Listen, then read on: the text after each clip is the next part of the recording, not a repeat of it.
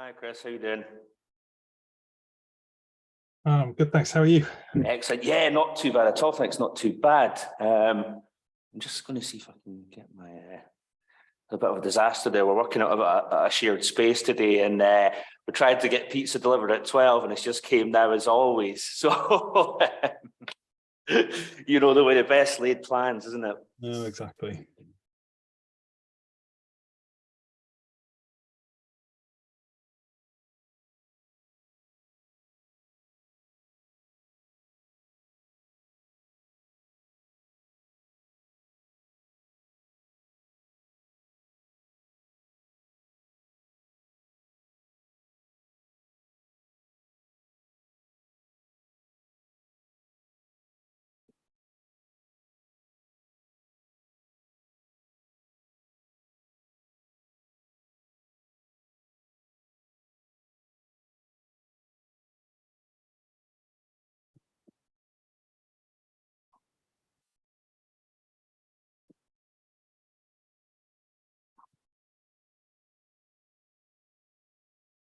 Also, the rumouring seems to have very little light today, so we've not had a good start. We've got coffee though. That's definitely one step in the right direction. Yes, exactly.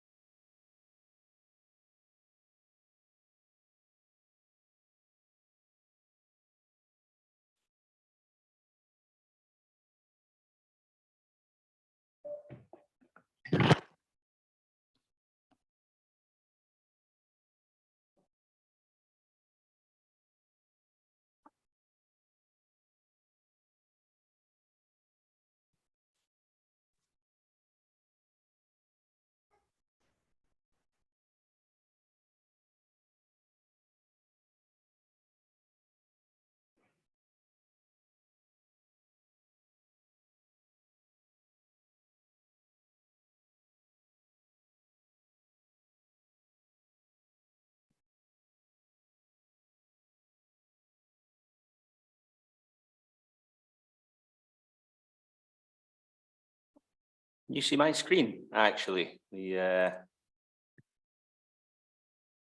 certainly can. Let's see it go.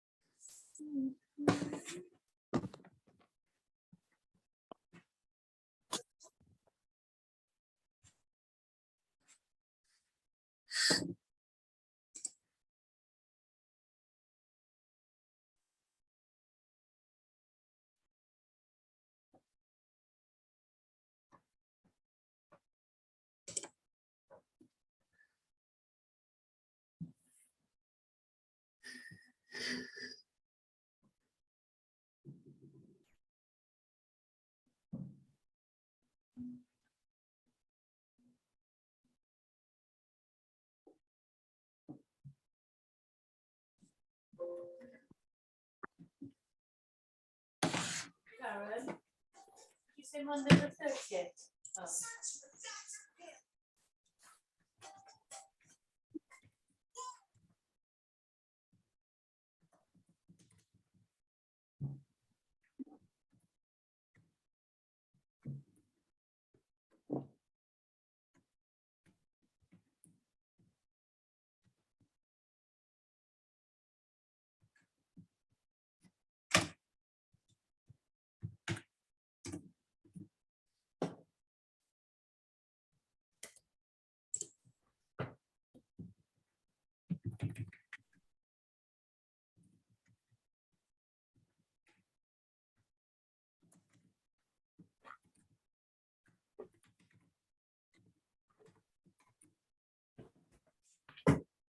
let's give it just another minute and we'll get started, I think. Quite a few people seem to have joined.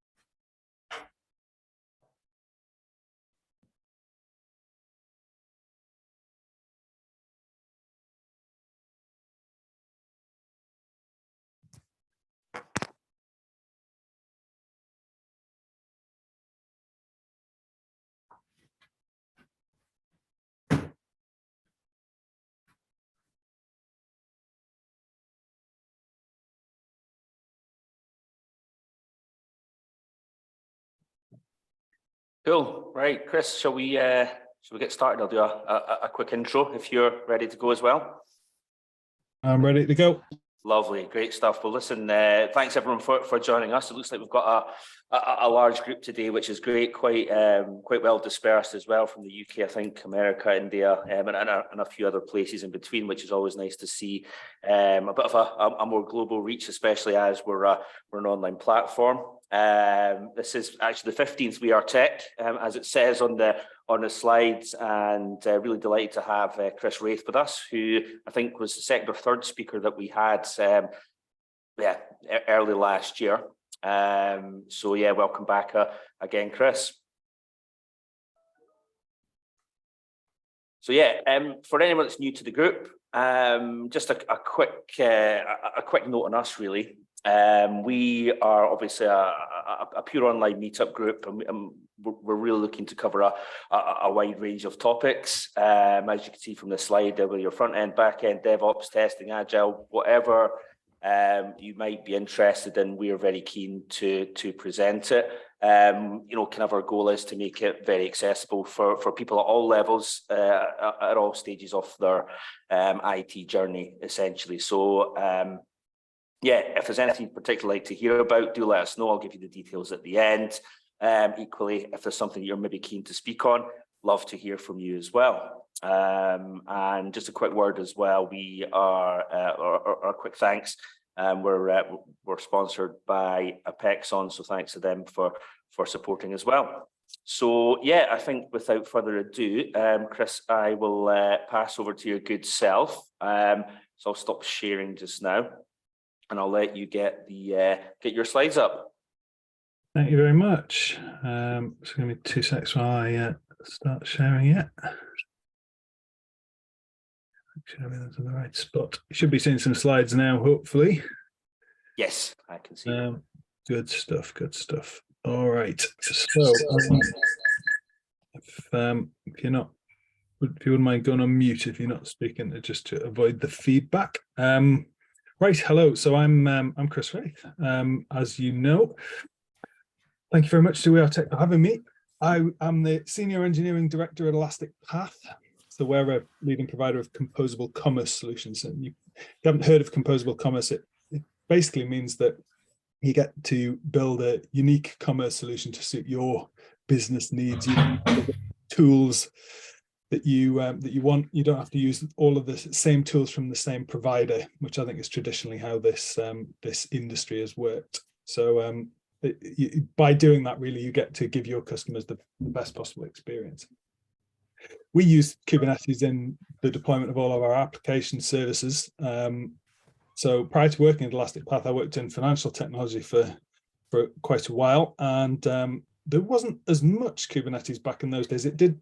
I would say it's probably about 5 years ago. It did start to come around. The reason it captured my interest really was because it solves a lot of the problems that I'd had to solve as an engineer when running software in the, across the industry, as it were. You wouldn't mind just तुम कुछ करते नहीं हो अरे वो उस बीच में तो मैं कॉल में था कैसे तुमको समझा था क्या समझाते बीच में if you're the host, would you mind just sticking everybody except me on mute? That's lovely. Thank you very much. Okay. So yes, Kubernetes itself solves a lot of the sort of typical problems that you have when you're deploying and running software. So these are the sort of things that over the years I've had to kind of write solutions for. So things like handling upgrades without losing service in your application, scaling up where you need to meet demand from your customers, describing the sort of resources that go with your application, so your configuration, storage, the things that you need to run, and putting that in a standard form that people are going to understand in a source control system somewhere. Disaster recovery, making sure that you load balance across multiple replicas. All of those things are things that Kubernetes can help with. So I also describe myself as a domestic Raspberry Pi nerd because I have far too many of them deployed around the house for various things, including sensors and security cameras and even a thermostat. So they're very versatile devices. If you want something fun and Linux to play with, I would highly recommend it. So we've established that Kubernetes can help you with deployment and management of applications, but why would you want to do this on your own kit? Well, there is really no better way to learn a technology other than by trying it out. I've certainly learned a lot by taking things to pieces, probably much to my parents' amusement when I was a younger person. So when you try it out on your own kit, you get to, really see all of the components of it, and you get to kind of use it, understand what works, what doesn't work, and you see that more from top to bottom than what you do in a managed service. So from a learning point of view, I would definitely recommend it. Just to be clear, I'm not suggesting that you do this for your production systems. I mean, you can, but it requires a lot of effort, and as long as you're prepared to put that effort in and you think that effort's worthwhile, then maybe you can think about it then. It also means you get to use the latest version of Kubernetes. Most of the managed offerings for Kubernetes tend to be at least one major version behind where the upstream Kubernetes project is. You might conceivably get better performance on your own hardware. The reason being, if you run it on a physical machine that you have, whether that be an old laptop or an old desktop or some dedicated kit, it's going to have disks in there, and you're going to have quick access to those disks. Most of the time when you deploy stuff on, certainly at the lower end of the of cloud platforms, you're going to be using network managed storage for your disks. That's going to be a little bit slower than what it would be if you've got physical disks or SSDs. Obviously, better performance is very subjective, so it might not necessarily be the case across the board. But you also get to own the data. So this is, you have physical access to the disks and SSDs that have any data on that your system processes. What are the downsides? Well, the first one is hardware and maintenance. So for a start, you need to provide the hardware. That means bringing the compute side of it. You need to bring the storage and any other accessories that need to be on there. You need to power it. You need to maintain it when something goes wrong. So if a disk fails or some memory fails, you need to fix that. You need to install an OS. You need to install Kubernetes. You need to patch both of those for security updates. You need to provide monitoring and plan for high availability and all of those things. So, you don't always have to do all of those things if you're just trying something out, but if it were a production system, you would have to do all of that, which is why I think it's important to realize. Either, to some of you that might sound like a bit too much like hard work. To others, you might think, wow, that sounds like fun. So if it sounds like fun, then hopefully we can help you understand what you need to do. It's also worth highlighting that some of the managed Kubernetes offering, some of the core APIs in that don't necessarily work out of the box. So we'll talk about that a bit more in a moment. So what do you need if you want to try this? Well, you can. I'm going to do some demos today on cloud VMs just because it's convenient from a demo point of view. But you need anything that can run Linux, basically. An old laptop, an old desktop, a Raspberry Pi, an old server machine that you can pick up on eBay. Anything that can run Linux will suffice. going to talk a little bit about core concepts in Kubernetes here, because I think it'll just provide a useful bit of background before we go into the demo, make sure everybody's on the same page here. So if you think of Linux like an operating system for machines, well, you can think of Kubernetes like an operating system for a cluster of machines. So if you've got a series of machines that you want to run various different applications, Kubernetes can help you do that. It's declarative, so it's slightly different to some other systems. Declarative means you ask for what you want, you don't say how to do it. So, you know, for example, you might say, I want 3 copies of my web server, and my web server needs to have this particular piece of configuration in order to run. Kubernetes will take that information and say, right, I understand what you want. I'm now going to go and figure out how to do that. So you don't tell it, for example, which machine you want it to run on. You can do, but that's another story. Generally, you don't. You just say what you want, not how to do it. So if we go across this slide here, these are the core concepts in Kubernetes. So we'll start with workloads. These are the things that run. So your service processes, or your batch processes. So deployments at the top there, they're your sort of standard unit that you'd use to run something. So if you have a deployment for a web server, you can say, I want to run an Nginx container, for example, and I want to have 2 replicas of that so that, you know, that can handle all of the load that's needed. What that does is it manages a series of pods, and those pods are, think of a pod. If you think of a process on a Linux machine, think of a pod like a process on a cluster. You can have stateful stats as well. This is where you have multiple replicas that all have their own particular storage attached to them, so they do maintain some state. It's useful in some circumstances. Daemon sets are where you have a process that must run on every node of the cluster. So this is usually for kind of services that have to run on every machine so that they're available to everything. Jobs are things that run once. So think of these like batch jobs, the things that you might want to do something like extract a huge amount of data from a database, or you want to run some sort of migration. Job is probably what you want to do for that. If you need these jobs to run on a regular basis, you can create a cron job, which again is just like a Linux cron job, but it runs on your cluster. The configuration things, config maps and secrets are very, very similar. The only real difference is that config maps are usually for information that would be publicly, well, not publicly, but accessible to anybody who might look at the cluster, whereas secrets are for things like passwords and certificates, things that you might want to make sure are better controlled.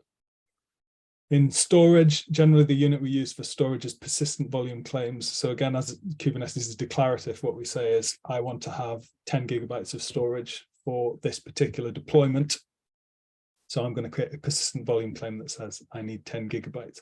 Kubernetes will then look at the persistent volumes it has available. So these are the physical disks or sections of disks, and it will figure out where that 10 gigabytes of storage can fit, and it will allocate it and give it to your deployment.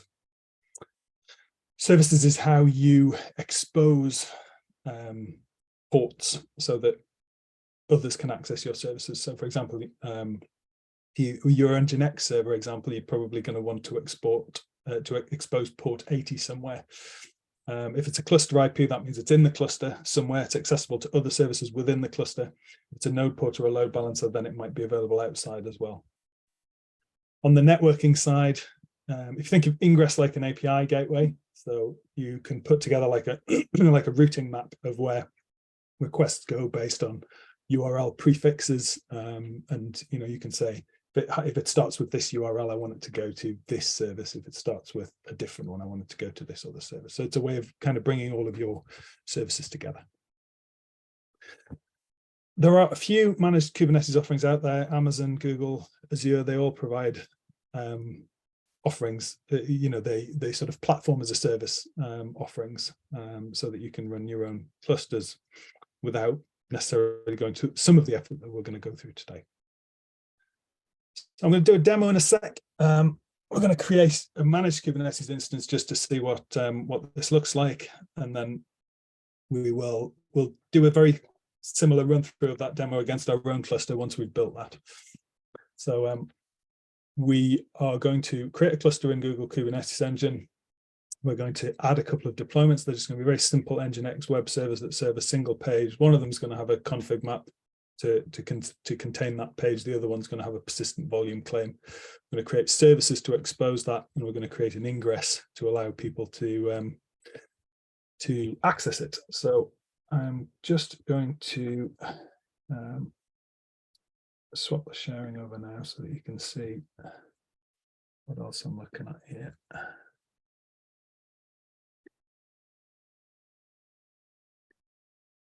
Okay, so hopefully you can see the access to Google Cloud Console here. So yeah. I've created a cluster here. I'll show you how I would do this. The reason I've done it already is because it takes a little while once you ask for it. So you can create a couple of different types of cluster here. One is an autopilot cluster and one's a standard cluster. I'll talk about that at the end. I'm going to select a standard cluster here. And basically all you've got to do is select what type of cluster you want. I'm going to go with a my first cluster. You can put a name in there to describe what it is, skip to review, and then you can hit the button and create it. I've already done this because, like I say, this takes 5 or 10 minutes to do. So in order to connect to the cluster, you just click on here and click on connect. This gives you some command line to run here, which I'm going to copy. I pop this into Cloud Shell, which is Google's browser-based shell offering here, and that's going to enable me to access the cluster and run my commands against it. So if I just run this command here, click on the authorize button, that should hopefully get me in there so I can run my usual commands like get pods, get nodes, and you should be able to see that what I've got here, I've got a 3-node cluster. See the Kubernetes version that's running there. There's no pods running because I haven't deployed anything yet. So in this presentations directory here, I have some files here which describe some of the deployments that I'm going to make. So I'm just going to talk through them briefly. So as we said, we're going to create a persistent volume claim for our first web server. It's called Nginx data, and it's got 1 gig of storage here. That's going to apply to this Nginx deployment here, which is this one. Again, it's called Nginx. You can see here it's just running the regular Nginx container. The only thing that we're doing is we're mounting the volume into this path here, and we're getting it from this Nginx1 persistent volume claim. So I'm going to apply that then. So this is telling Kubernetes to create data. This is telling Kubernetes to go off and create those resources for me. So we'll do that for our Nginx1 deployment as well. We might as well do the service, which is going to apply that. Just have a quick talk through the other one, which is pretty much the same. The only difference is we're mounting this index.html file from a config map here. So if I just show you what that config map looks like. So that just shows you it's got a single file in it called index.html, and it's got this HTML inside it, which is just a very, very basic web page here. So I've also got my ingress here, which is my way of routing traffic into the service. So you can see here all paths that start with /1 are going to be routed to my Nginx service, and all paths that start with /2 are going to be routed to Nginx2. So you'll note that the web page here says Nginx2 here. So I'm going to go ahead and apply those to my cluster now. Nginx2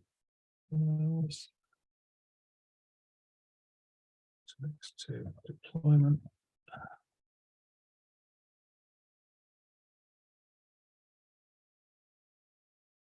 I'm going to apply my ingress as well. Okay. So I've told Kubernetes what I want. I'm just going to go off and get my pods now so I can see what's happening. So you can see now all of those pods are running. So that's good. That means the Kubernetes is now running all of those applications that I asked it to. I'll have a look and get through the services here. The you can see there that the services have been created as well. These are cluster IPs, so they're available inside the cluster only. So just to check this is all working, I'm going to do something called a port forward here. So this is getting me inside the cluster. So I'm going to say forward me to service nginx 2. I want to forward port 8080 to port 80 on the service, because that's the port I've defined for it that you can see just above here. So I'll do that. I'm going to pop that in the background so that I can run a curl command to see if I can see /2 there. You can see there's my web page there.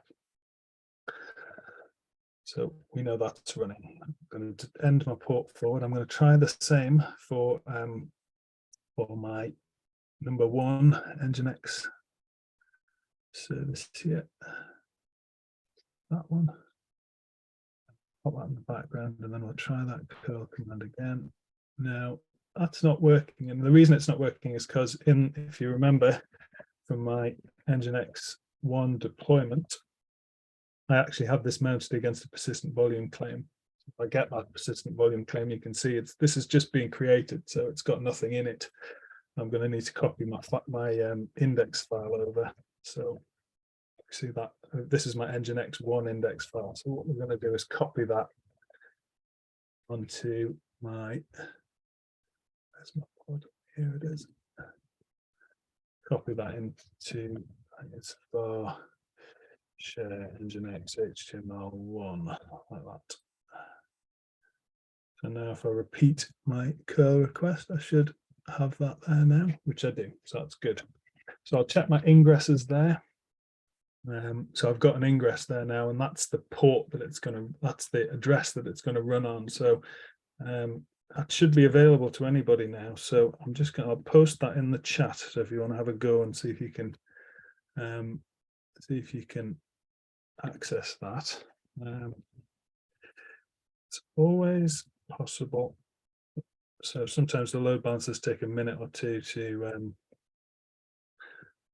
become available. So it's not impossible that won't be there just yet, but we'll give it a try.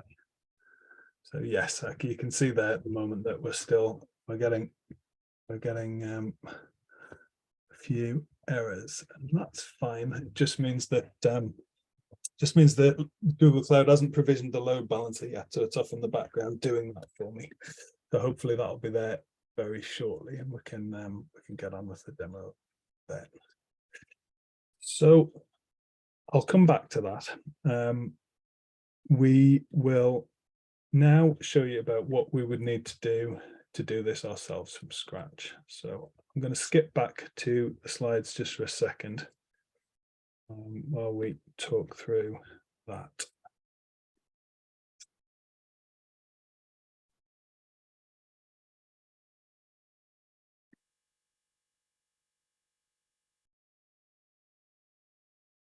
Right, so if you want to build your own cluster, as I was saying before, you can do this pretty much on any hardware you so choose. Anything you can find lying around the house that can run Linux. Like I say, an old laptop, an old desktop, they can all run Linux, and that would be absolutely fine.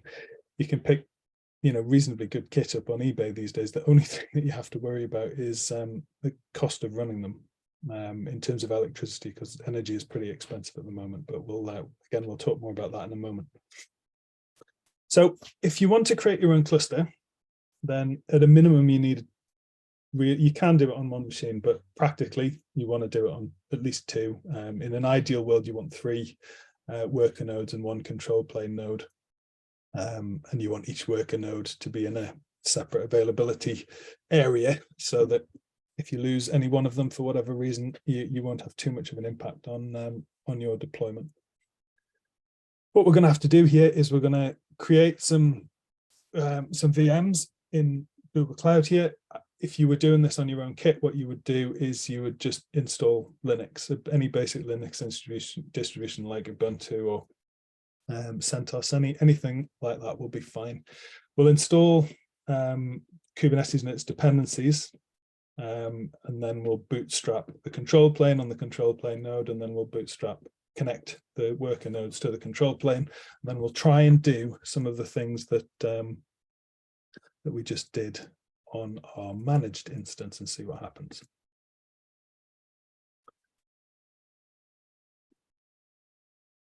So I'm just going to try this once more. Oh, there we go. So you should be able to see now that externally you should be able to access that load balancer now. So what that means is all of the resources that we've deployed there, they've all worked pretty well.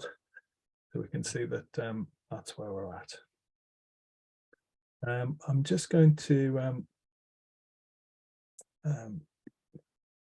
jump over to the compute engine here, because in this case we're actually going to go and create some machines of our own. So you can ignore these. These are the nodes that have been created by our managed cluster. So I'm just going to create a regular VM instance here. So in order to do this, I'm going to call this one control 1. There's a couple of things that you need to do when you do this if you're installing Kubernetes. So the first one I'm going to do is I'm going to enable IP forwarding. So this just enables the internal routing that you need.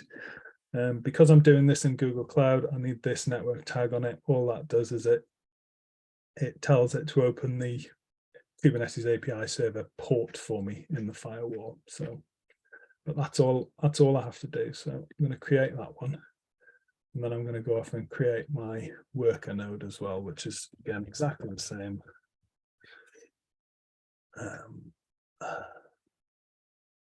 Just going to add in that network tag, and I'm going to enable IP forwarding.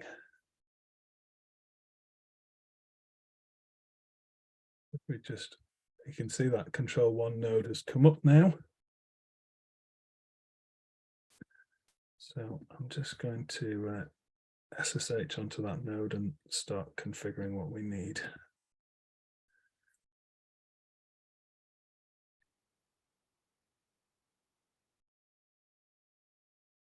Handy feature of Google Cloud, the in-browser SSH setup.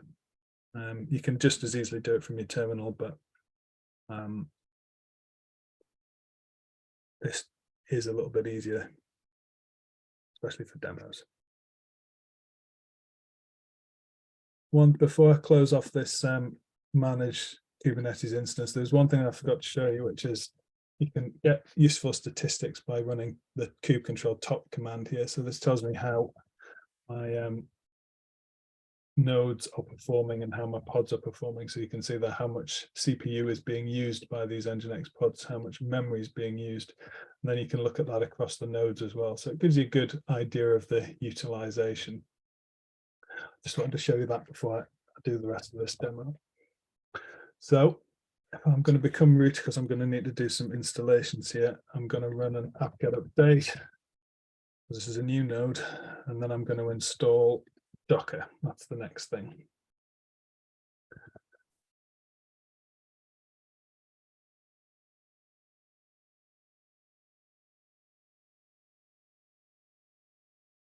Then once I've installed Docker, I can install Kubernetes, which again is just a series of packages. There's a little bit of configuration I need to do as well. Can I use a larger font? Yes, I probably can. Sorry about that.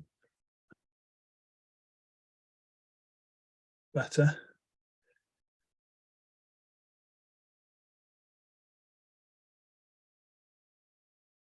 That's not big enough, let me know and I'll cool.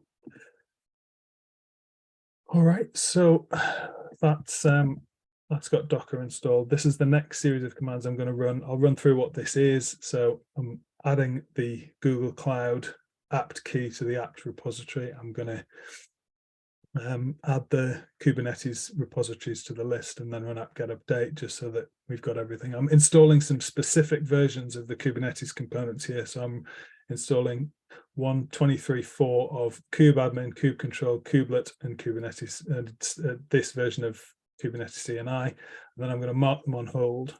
I'm doing this deliberately because I don't want them to upgrade automatically if I run an apt-get upgrade, because I know these versions work together well.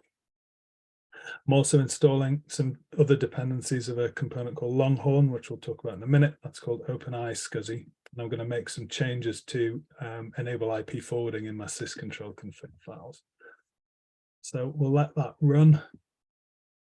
In the meantime, I'm just going to, now that my worker is available, I'm going to have another window open to get that started on my worker node at the same time.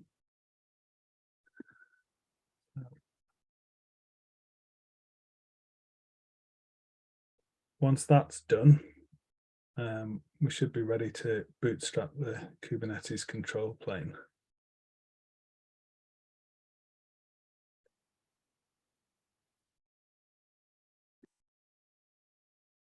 So this is back on the worker node now. I'm going to do an apt-get update and then I'll install Docker just like I did before. Right, so to bootstrap the Kubernetes control plane, we use our kubadmin command. This is kubadmin init, passing in a pod network CIDR of this particular CIDR address here. This is important because the network fabric that I choose needs to know what this address is going to be, and this just happens to be the default of the network fabric that I'm going to use. So we'll run that. That's going to take a minute or two. While that's happening, again, I'm going to pop over here and install Docker. And you can see this is going off and configuring my Kubernetes control plane. So it's got to pull down a few images and set the cluster up. It doesn't take very long usually.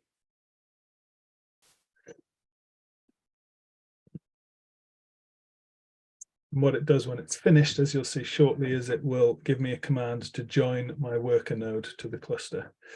So you can see that that command is there at the bottom. So that means it's a command I'm going to run on here once I've installed all of the dependencies. So that's the next step I've got to do on this worker node here, because we've got Docker now. So as soon as this is done, we'll run the same command, install all of our dependencies, and then we'll join it to the cluster by running this command here. Okay. Just to check the cluster's up and running okay, I'm going to drop out of my root privileges and I'm going to run these commands up at the top here, just to set it up. And hopefully this means I'll be able to get access to my cluster, which I can. So hopefully my dependencies will be installed on my worker node now. I can jump over there and install my and run the command to join it to the cluster. Because if you see at the moment, if I go get nodes, the only node I've got is my control plane. So if I go over here now that this is finished, install my, tell it to join the cluster. That looks good. So if we go over here now, we've got our second node there. So I'm going to go back to my shell and I'm going to get all of these. I'll make this text a bit bigger as well so you can see it. I'm going to, all of these files that are in this folder, I'm just going to transfer across. So I'm just going to tar them up. Right, it's a bit of a cheat list, but there's not very many of them. So I'll tar them up, write them to standard out in base 64, encode it. Maybe I can just copy and paste it like this.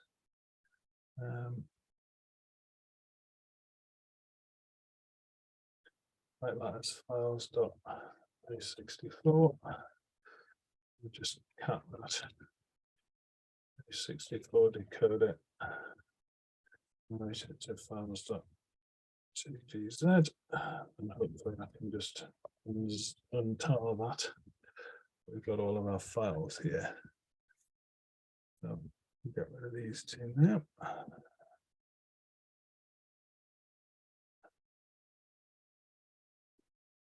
So as you can see, when I get nodes here, my control plane node says it's not ready. I'm not quite sure why that is. So I'm just going to look at all of the pods across the entire cluster, and I can see here that my core DNS pod isn't available here. It says it's pending. And the reason for this is out of the box, Kubernetes doesn't come with a network provider, a CNI provider. When you do your managed cluster, you get that out of the box, but when you bootstrap it yourself, you don't. Now, the good news is all you've got to do is install one. So there's a command here to install a provider called Flannel. I'll give you the link to this at the end. I'm just going to run that, and that will go off and install my network provider. So if I then do my get pods again, hopefully I can start to see that in a second or two, these should start to, yeah, there we go. So we're all running now. So if I go get nodes, my nodes are ready now, which is good. So hopefully I can look at deploying some stuff. So I'm going to try and do similarly to what I did before. I'm going to apply my Nginx one data, and I'm going to apply the deployment and the service, and then we'll just have a look and see what's happened. So I'm going to do my get pods there. I can see that still showing me this status of pending, so I'm going to describe it and find out what the problem is here. I should have said get pod, describe pod rather. There we go. So it says 2 pod have unbound immediate persistent volume claims. Okay, so let's have a look at our persistent volume claims. Well, it says that's pending. And the reason is if I look at my persistent volumes, I don't have any. And again, this is another one of those things that you don't get out of the box. So one of the magic things that Google Kubernetes Engine did for me was I just put in a request for a persistent volume by creating a persistent volume claim. And Google just fulfilled that for me without me doing anything extra. So out of the box, that doesn't work. But again, the good news is there is a provider called Longhorn, which will do that for you. It's very simple to install. You can just install it with a single command like that. I'll give you all of these commands at the end if so that you can have a look at doing this yourself. If we just do get pod in all namespaces, that's what this -a flag does here. Should now see that it's creating a whole load of extra stuff here. So Longhorn is busy configuring itself. So this will take a minute or two. While we're waiting for that to happen, another thing that you can observe is if I run my top nodes command again, or my top pods, it just says metrics API is not available. Again, something that doesn't come out of the box, but it is relatively easy to fix that one if you apply the Kubernetes metrics server pod to the deployment. I'm not going to do that here, just because it takes quite a while to gather the statistics, so you wouldn't see any output in the short time we have for this demo, but I just wanted to highlight that's another function that you've got to work a little bit harder to get access to.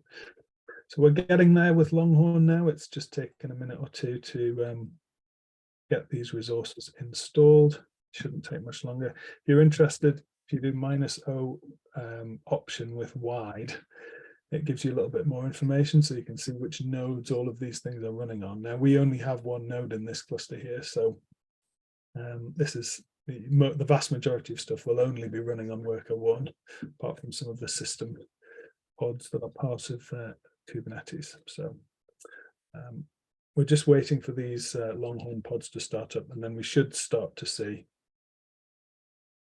that our persistent volume claim will be accessible. Almost there. Almost there. There we go. That looks good now. So let's look at our persistent volume claim. Well, it's still pending, so let's have a look at what's in there. Nginx one data. Okay, so the reason that's still pending is because you need to tell, when you're using Longhorn, you need to say what class of storage you want. So normally when you're doing this on a cloud provider, you use storage class name to describe the speed of the storage that you want, or the provider you want to get it from. So I'm just adding a storage class name here. I'll delete this resource. Oops. And then I'm going to recreate it, and then hopefully get my pods here. Well, let's get the persistent volume claims and see what's happened here. Yes, right, that looks much better now. So we've the this claim has been bound to a volume here. If I go get PV to show me my volumes, I can see I've got a volume here. So Longhorn has started its work and is now allocating storage for my pods. And as if by magic, my pod has started now. Like I said, Kubernetes is declarative, so it knows what state you want it to be in, and it has a continuous loop to make sure that you end up in that state. So that's my first one up and running. Let's get my second one up and running. Next to files config map. So this one would be all right without any extra stuff. You don't need any persistent volumes for this, and config maps do come out of the box, as do deployments and services. So there shouldn't be any extra stuff needed for this. I'll apply my ingress as well. So hopefully we're now all up and running. Let's have a look at my ingress and find the address of that. Okay, so I don't have an address for my ingress. Again, this is another thing that that doesn't come out of the box. You remember when we did this in GKE, it went off and created a network load balancer somewhere else in the platform for us, and routed the traffic in and created firewall rules and all of that stuff. So because we're running on our own kit, we don't have any of that. We're going to have to provision that ourselves. I'll give you a slide on how to do this after we finish the demo, but the most straightforward way to demonstrate it is if you look at the services. Firstly, we need to apply our ingress controller here. So we'll do that now. And don't worry about remembering these commands. I'll make sure they're available somewhere afterwards. So I now look at what's in the ingress nginx namespace. Should hopefully, as soon as that starts, should be able to look at. There we go. We're getting there. You can see it says 0 of 1 ready at the minute, so we're just going to wait until we have a 1 of 1 there. Right, that looks better. So let's just have a quick look at our ingress. You can see here on this line, we've told it to use an ingress class of Google Container Engine, which, Google Compute Engine, which isn't what we want here. We want nginx. I'm just going to reconfigure that.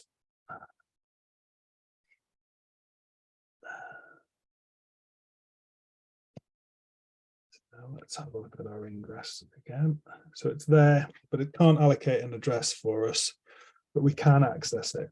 So if I go get services and I go in the ingress nginx namespace, you can see here that I don't have an external IP. You can see the external IP there is pending, but it does have a port that I can access it on, and that port is available on this particular node. So I should find, I just access localhost on 32.470, and I go back to /2 here, we'll start with.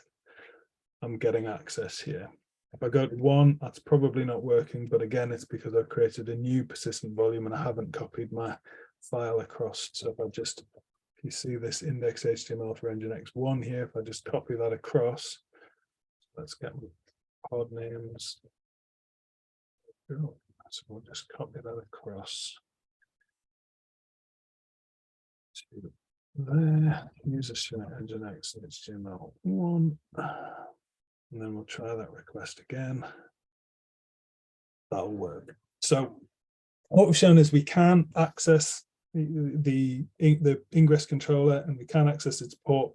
All you've got to do is you've got to make sure that any traffic to these hosts gets routed to that port that you saw when I did the get service command here. So you've just got to make sure that that happens. You've got to provide the appropriate routing and firewall access to ensure that that is okay. Cool. So that's it. We've got our own cluster here that we've built out of 2 worker nodes. If we want to add more nodes to this, all we have to do is create additional nodes and join them, just as we did with the with this join command here, and we can have as many as the cluster will take. I think most clusters will take hundreds, so that there's no problem doing that if you want to.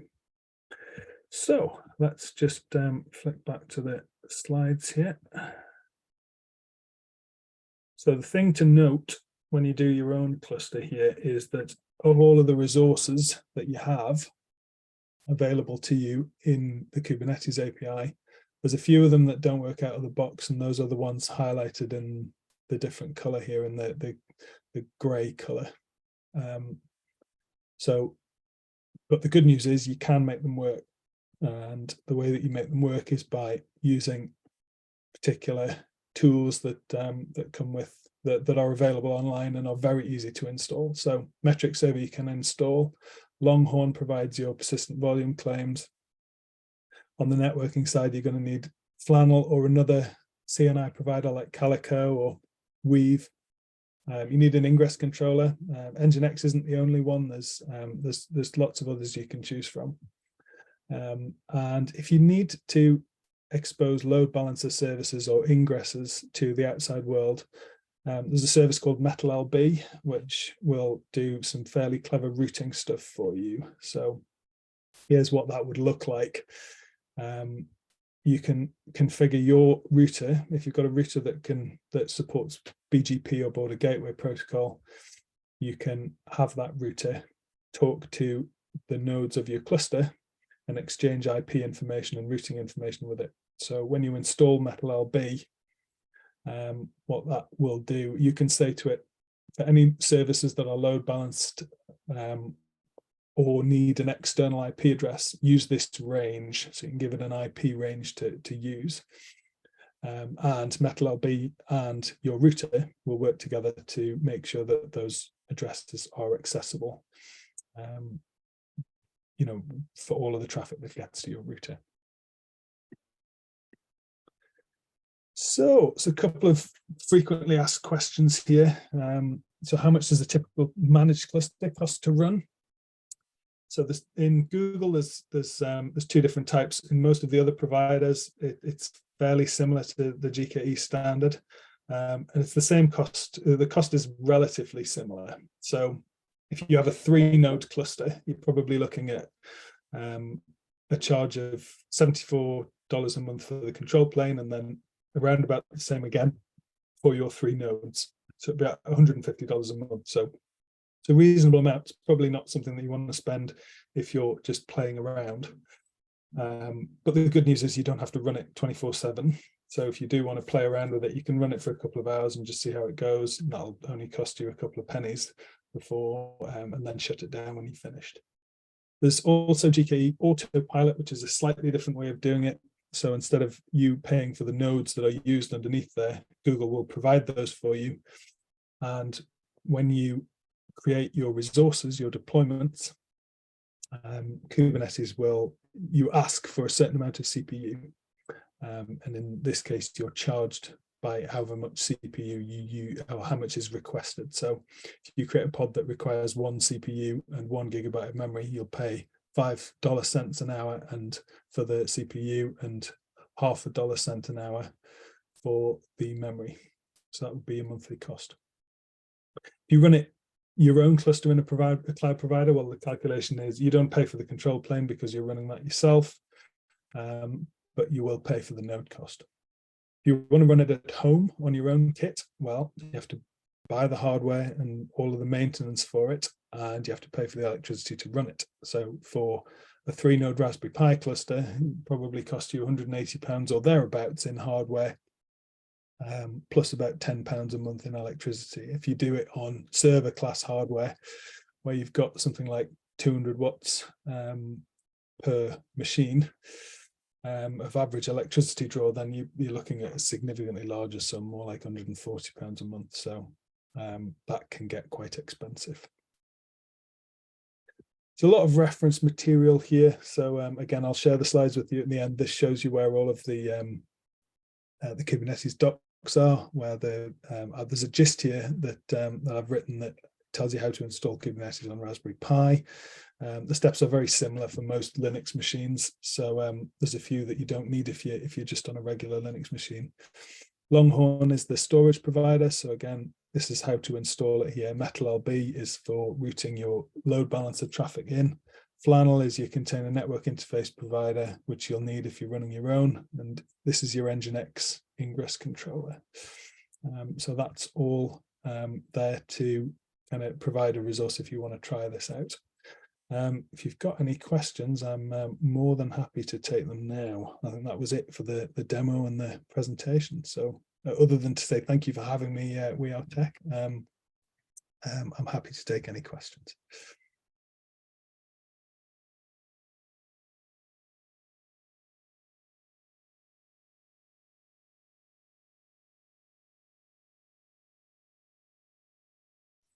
That's first question on the chat there, Chris. I don't know if you saw that come up. Yeah, got it. So Yeah. how to tell what flavor of Kubernetes I'm running? Yeah, that's a good question. Do you mean just from, like, you've got client access to that cluster, but you don't know? And by what flavor do you mean, whether I'm running on premises or managed? I suppose that's, if you want to know kind of whether, what sort of, whether you're running it kind of on-prem or not. Okay, so you inherited the cluster and you don't know much about Kubernetes. Well, I suspect in all likelihood it'll be a managed instance. There's very few employers anyway would generally create it themselves from scratch. But the best way to tell is by looking at I would try running something like kubectl get nodes. Have a look at the patterns of the node names, and that should give you a clue as to whether it's running in Amazon EC2 or whether it's running on Google Kubernetes Engine. So if I just share for a second here, when you look at this one here, if I go kubectl get nodes, you can see here that they've got GKE in them. So that looks fairly like it's going to be Google Kubernetes Engine, whereas if it was if it had EC2 in it, that would sound a bit like Amazon. That's probably the easiest way to find out.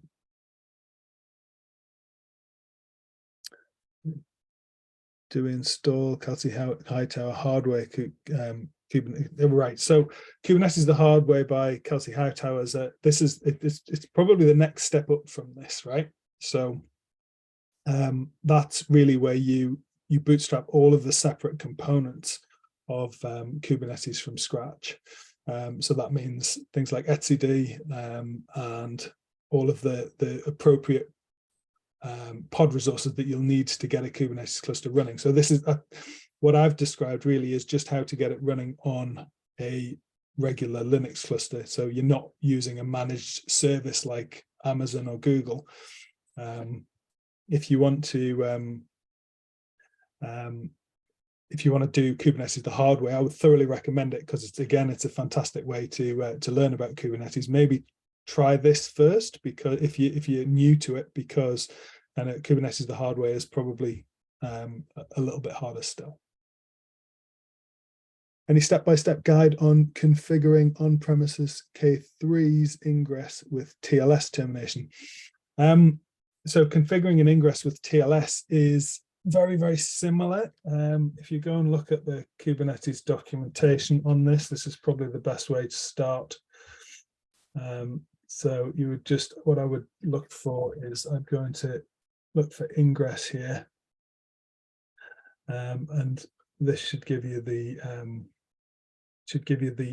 full details of the attributes that you can put in your ingress resource. So the one that I've got here, if you look at my ingress file here, is very simple. It says HTTP here, but there's another option where you can use TLS termination. What I would also recommend is something called Cert Manager, which will help you to issue the certificates that you need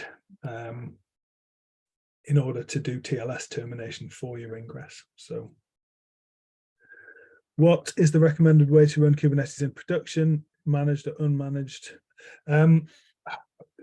This is bit of a consultant answer, but it depends. So it depends on your circumstances. If you're running it in production for a commercial application, I would probably go down the managed route, because but it also depends on the size and shape of your organization, you know. So if you're used to if you've got a whole infrastructure team that, you know, whose job it is to provision all of the hardware, and they're very comfortable doing that, you might want to, you know, continue to leverage that function that you've got in your organization. But if you're a small outfit and you're, you know, looking to do things as cheaply as you can, it's probably not a good use of your time to do all of that kind of installation and upgrading of OSs and Kubernetes and patching and hardware replacement and all of that stuff. So you probably want to go managed in that case.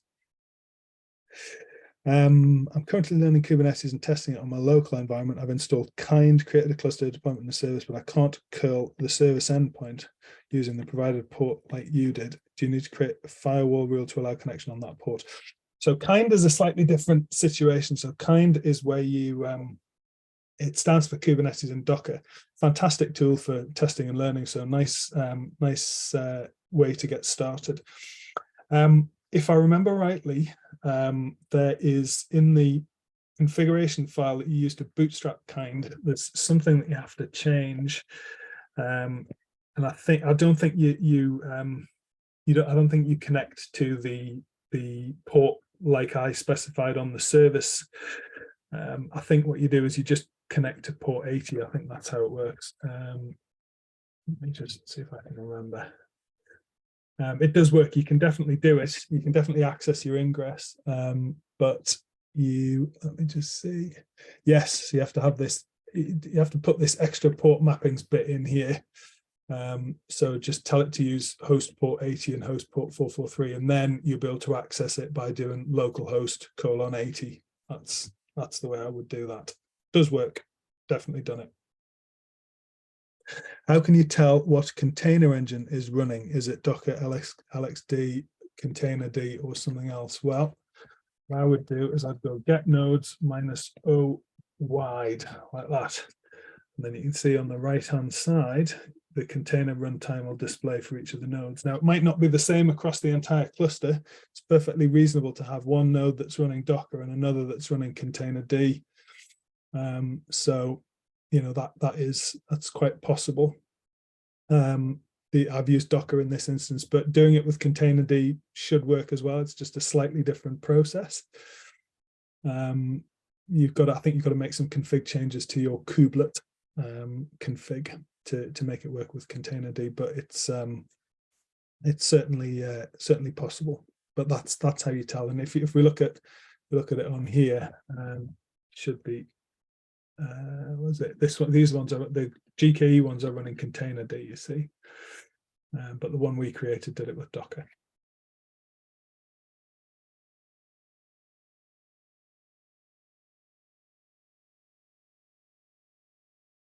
Any other questions from the gallery, folks?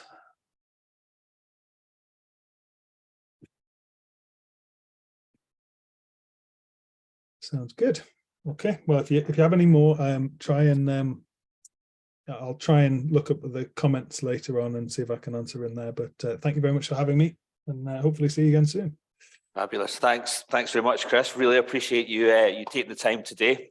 Yeah, thanks to everyone for joining us. Just a quick note: the video will be available on the YouTube channel afterwards as well. So the details of that are on the meetup page. So if there's anything you missed, then yeah, do check it out. You don't need to subscribe. You can just click in, and there's a whole host of kind of resources there as well.